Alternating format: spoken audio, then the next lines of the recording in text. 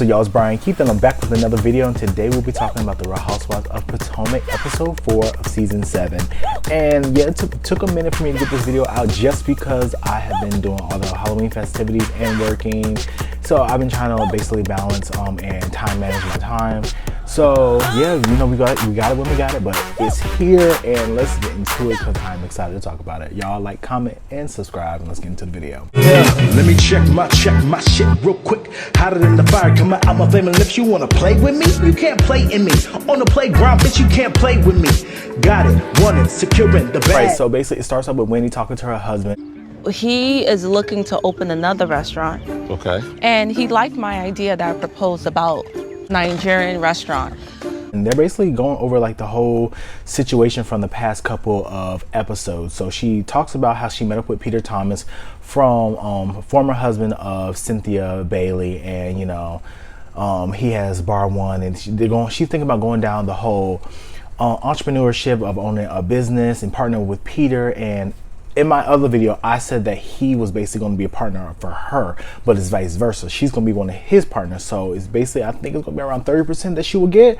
And basically that is like, I don't know, with Peter Thomas, like I feel like he had restaurants that closed down, opened up all over the country. I think the ones that he have going on now, like in Miami, is going really well. But the ones that he had in Charlotte was just plummeted. The one that he had up in DC, I think that's going well too. So it's just like, it's a risk that she'll probably have to think over with her husband, but her husband's like, Got to your bandwidth.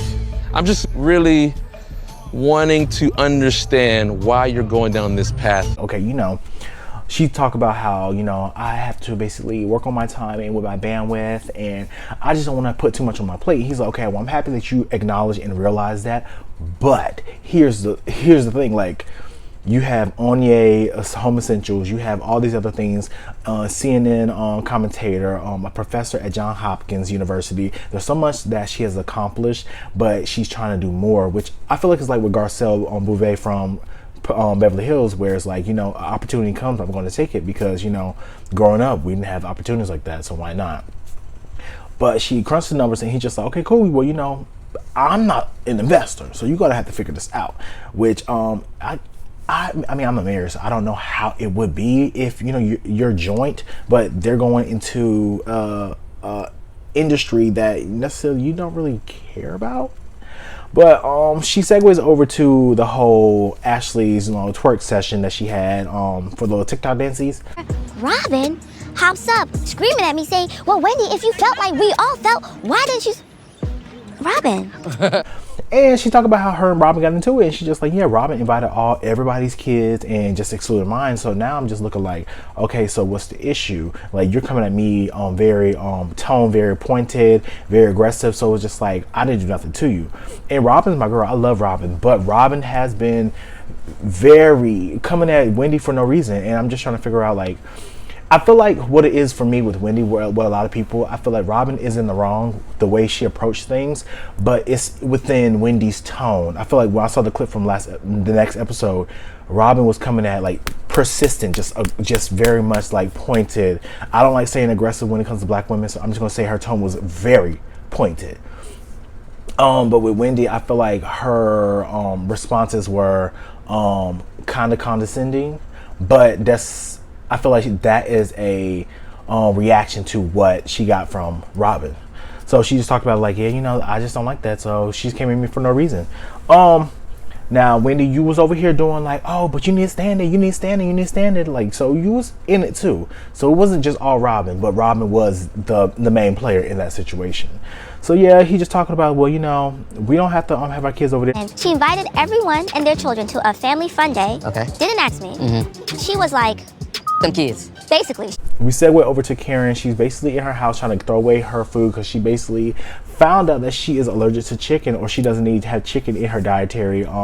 It's a dietary restriction, so she'll need to have it in her diet. She talked to her daughter about how she had basically adjustments to her I want to say a breast lift or a breast augmentation, and she talked to her daughter like, yeah, you know, like, Ray was basically saying like, that is like something that, are you doing it for yourself? Like, it might be a bad impression for our daughter. I've learned that your father really did not like the fact that I tweaked the boobies. Impression are you making for Raven? Something to that effect.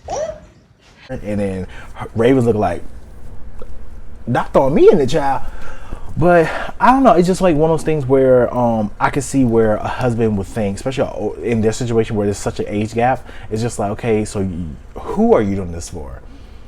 And then with next episode, the girls over here talking about how Karen be over here dipping and dabbing. I'm looking like Candace, this ain't what you want to go down. Come on now. And she was just like trying to basically fill her in, like, you know, I don't see where his the insecurity is coming from. And I don't think it's insecure with Ray, but I don't really know for a fact, because I mean, I'm not in Ray's shoes, but I just, maybe it's because he's an older guy and Karen is in her prime. She's glowing, she's beautiful. So it's just like there is such a glow around Karen that maybe he's just like, you know, especially when it comes to powerful men, when they have women always in the background, and when a woman starts shining and becoming the focal point, a lot of men can be insecure about that instead of just embracing it and just walking with their woman. Okay, so Ashley basically talking to one of her friends about making a statement before everything hits the blogs about her separation from Michael. Michael and I both feel like it's important to release a public statement because there will be so many assumptions and people just jumping to their own conclusions and this is it, yes girl. And she's just like, well, you know, this is how I want to do it. And then the girl's basically saying like, okay, so basically, are you trying to be strategic? What are you trying to say within this message? Are you saying that like there's a like, is there going to be a divorce? Like, she's basically trying to figure out what is Ashley want to say with this post. Ashley's whole thing was like, you know, everything separated amicably, nothing went wrong. It's just that I feel like we're just going two different ways. So I get where she's coming from, but I said before, I just feel like Ashley was ill prepared with the situation, and she got herself in a pickle. We see Mia and her family, I guess they're on their way to Robin's event, and Mia and her family, they're basically talking about how her mom and like her stepmom, like growing up, and just how her mom was in drugs. Since my conversation with Auntie, Mom and I are so good because she knew my mom before drugs, and she said she watched her. How her mom basically, how she's saying like a lot of people are saying that people that use drugs, the time that they use drugs, they mentally stop at that age. So she's basically referencing, like, let's say somebody was 20 when they start using drugs, they use drugs for 20 years, so they're 40 now, but they still have a mind of a 20-year-old when they got clean. I'm just confused with this whole storyline with Mia, because it's just like, okay, you talked about your mom last year, and I feel like y'all are in such a good place. Her confessional look is gorgeous, but it seems like they're in such a good place. I'm just confused on not necessarily why bring it up, but I don't know. I just feel like her and her mom seem like they're making good strides. Like, she's taking care of her kids. She seemed like she's incorporated her into the family dynamic.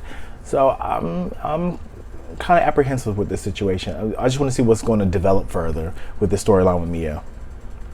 So Robin, her kids, and Juan, they're over here outside, and they basically practicing for the field day thing. Robin basically talks about, well, you know, me and Wendy got into it. She talking to Juan. She's like, well, me and Wendy got into it, and I didn't invite her kids to the field day event, but I came with a solution. I'm going to tell Candace to invite the kids and just play auntie and just like Wendy not go. And I'm just thinking, I'm okay, I can see where you're trying to meet in the middle, but at the end of the day, to be honest, to me, I don't think it was about the kids. I felt like what it was me and Wendy not cool right now, so I don't want her there. And if I don't want her there, her kids not gonna go.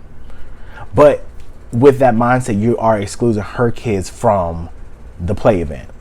Now, I just feel like with a situation when they had to do with kids, just be the bigger person and invite the kids, and then invite Wendy. You don't have to interact with Wendy. It would have been a perfect time to bury the hatchet in this, you know, men things. But I mean, you have to be a bigger person in certain situations, where I feel like with this situation, Robin was all the way wrong. And I see why Wendy did not want to invite her kids. Like, why would I want to invite my kids if I'm not going? Invite and go to an event that was hosted by somebody that I'm not getting along with at the moment.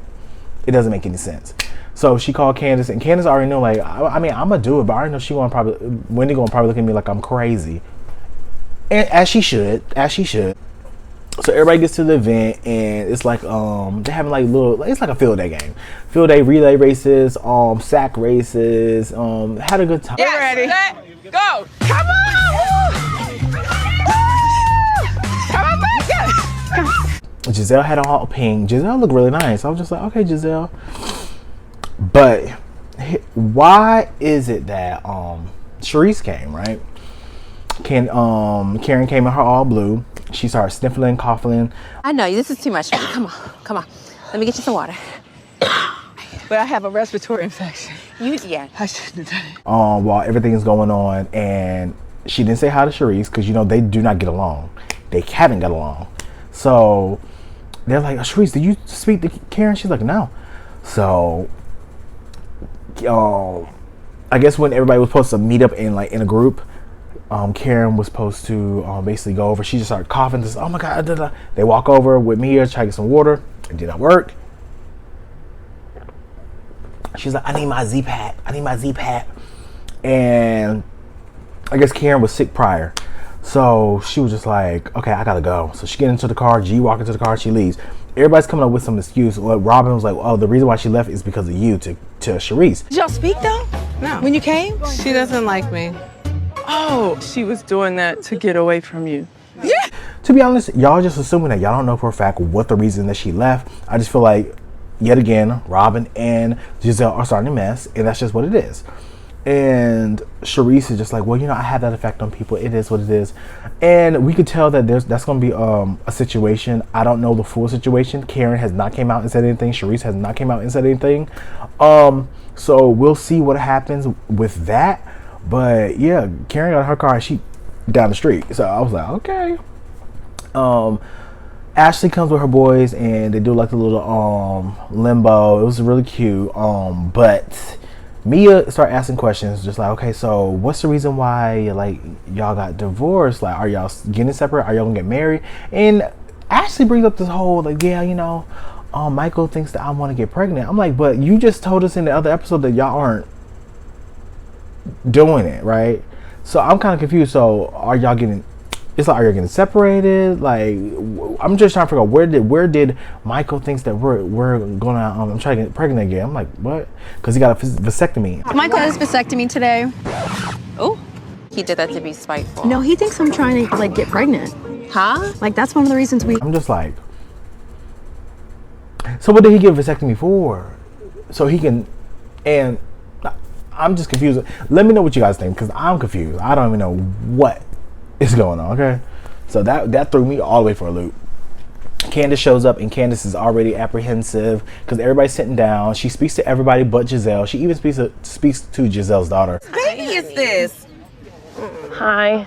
Great to see you too. Hello. It's great to be seen, as they say. Yes. How are you? Hi, Grace. She said, hi, Grace. And it was just like, just weird. You could tell that Candace is not feeling Giselle at all. And Giselle's not saying anything and it's weird because Giselle, you act like Candace did something to you. Now, with the whole situation with Chris, if Giselle felt any type of way, felt very uncomfortable, then maybe he should sit down and have a conversation with her within the presence of Candace.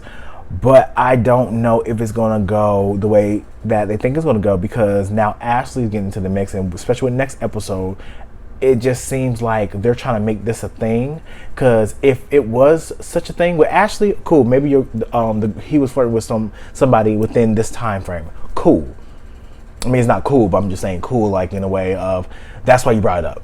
But with Giselle, you should have been brought that up if you genuinely felt that way.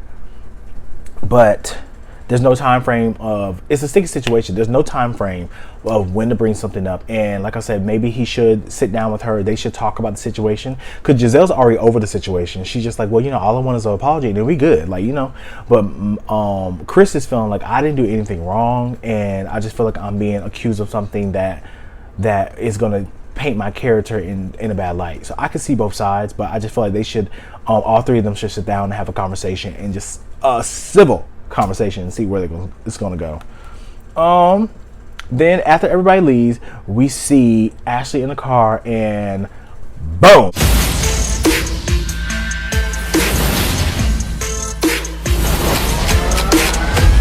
the blogs put her little story out, and she's just like, Who would put my story out for me? Who would tell the world that I'm separated? Why would they do that? I am so this, that, the third.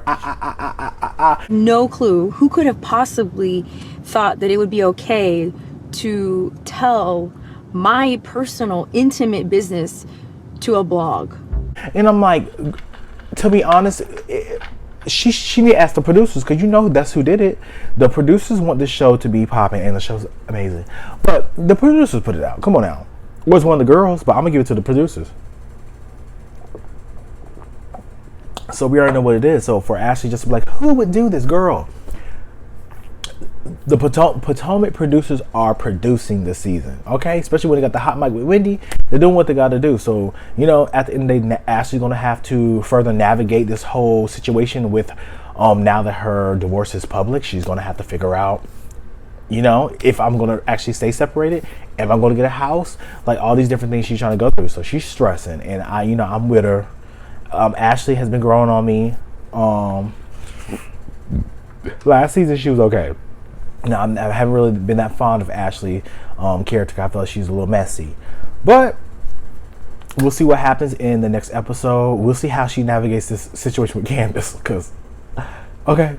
But y'all, thank you guys for the support. Please like, comment, and subscribe. And I'll see you guys in the next video. Salt Lake City will be up tomorrow. And I will be doing episode, what is it, 4 or 5?